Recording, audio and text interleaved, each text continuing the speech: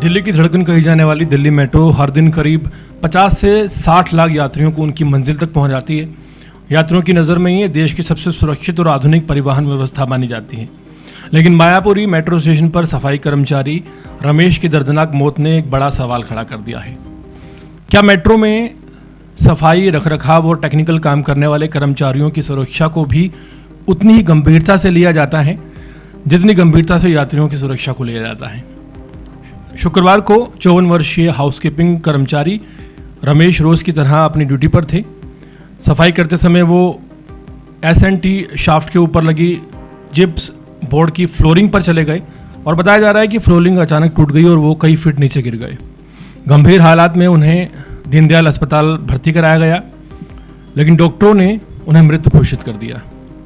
ये जो घटना है केवल एक हादसा नहीं है, बल्कि सुरक्षा व्यवस्था की कई परतों पर सवाल खड़ा करती है। सबसे बड़ा सवाल यह है कि जिस जगह के नीचे गहरी शाफ्ट हो वहाँ जिप्स बोर्ड जैसी कमज़ोर सतह क्यों थी?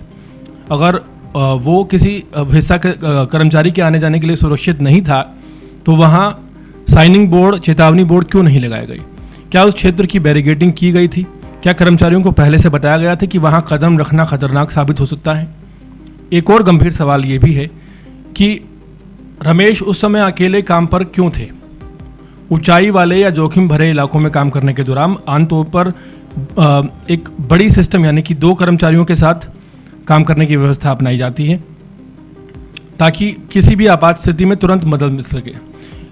क्या इस मामले में ऐसी कोई सुरक्षा नियम का पालन किया गया था? ये डीएमआरसी को बताना चाहिए। आज बड़े बड़े निर्माण स्थलों और औद्योगिक इकाइयों में हेलमेट, सेफ्टी हॉर्न्स, लाइफलाइन, चेतावनी संकेत, नियमित सुरक्षा प्रशिक्षण को अनिवार्य माना जाता है। ऐसे में सवाल उठता है कि देश की सबसे आधुनिक मेट्रो प्रणाली में काम करने वाले कर्मचारियों के लिए क्या समान स्तर की सुरक्षा व्यवस्था मौजूद है? और अगर थी तो फिर यह हादसा कैसे हुआ? और अगर नहीं थी तो उसकी जिम्मेदारी आखिर कौन लेगा? दिल्ली मेट्रो अपनी समयबद्धता, स्वच्छता और सुरक्षा के लिए जानी जाती है, लेकिन इन सब के पीछे हजारों सफाई कर्मचारी, टेक्निकल कर्मचारी, रखरखाव करने वाला स्टाफ दिन रात मेहनत करता है। अक्सर इन कर्मचारियों का योगदान चर्चाओं में भी नहीं आता। जब तक सब कुछ सामान्य रहता है कोई उनका नाम नहीं जानता, लेकिन किसी हादसे के बाद उनकी सुरक्षा की बात थोड़ी देर के लिए ज़रूर होती है। इस घटना की निष्पक्ष और गहन जांच बेहद ज़रूरी है। केवल ये कह देना कि जिप्स बोर्ड टूट गया और एक कर्मचारी मर गया काफ़ी नहीं है। ये पता लगाया जाना चाहिए कि वहाँ सुरक्षा मानकों का पालन हुआ था या नहीं, जोखिम का आकलन किया गया था या नहीं, और संबंधित एजेंसियां और अधिकारियों की कोई लापरवाही रही है या नहीं रही है। यदि कहीं भी चूक मिलती है तो जिम्मेदार लोगों के खिलाफ कार्रवाई भी होनी चाहिए, क्योंकि क्या मजदूर है तो उसकी जान की कोई कीमत नहीं। रमेश अब वापस नहीं लौट सकता, लेकिन उसकी मौत एक सबक जरूर बन सकती है।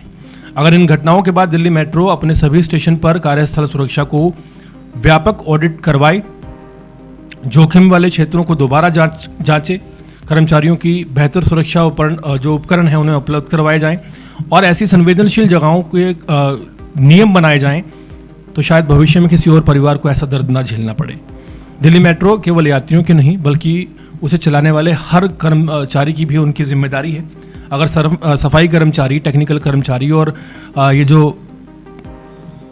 ठेका कर्मचारी हैं, इनकी सुरक्षा नहीं होगी, आधुनिक व्यवस्था अधूरी मानी जाएगी। यात्रियों की सुरक्षा जितनी ज़रूरी है उतनी ही ज़रूरी है हर कर्मचारी अपनी ड्यूटी पर पूरी सुरक्षा से रहे और सुरक्षित घर भी लौटे। तो ऐसे में डीएमआरसी से उम्मीद करते हैं कि जांच होगी और पता लगाया जाएगा कि इस लापरवाही के पीछे आखिर जिम्मेदारी किसकी है।